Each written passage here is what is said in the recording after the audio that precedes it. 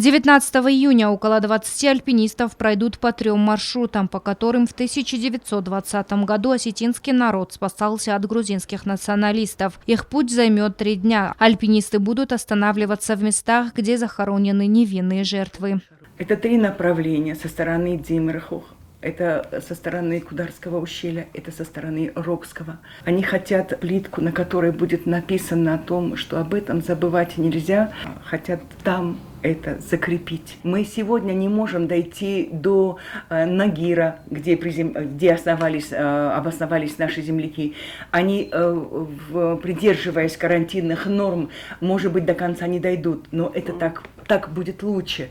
И они обязательно на каждом бугорке, который там есть, они остановятся. Вот почему они 3 дня будут находиться в дороге.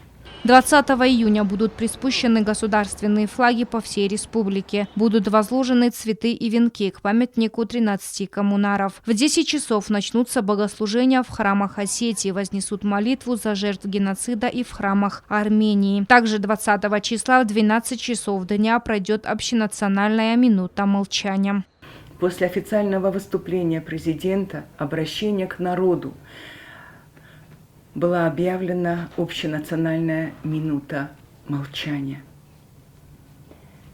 Я обращаюсь к каждому человеку, находящемуся в городе. Если вы в эту секунду сидите за книгой, закройте книгу и встаньте. Если в это время вы вышли на улицу, остановитесь. Если в это время к вам позвонили по телефону, отключите телефон.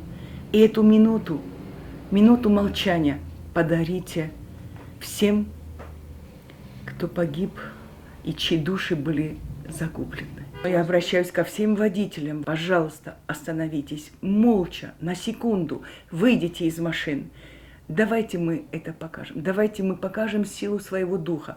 Давайте мы покажем, что мы люди, которые имеют свою память. Сразу после минуты молчания в столице и районах республики в небо будут запущены 1000 черных шаров с надписью «Рухсак Ут». А с 12 часов до 5 вечера в республике ежечасно будет раздаваться колокольный звон. И пусть набатом в ушах, в сердцах у нас звучит всегда 20 июня, когда не стало 1/3 нашего населения тогда Южной Осетии.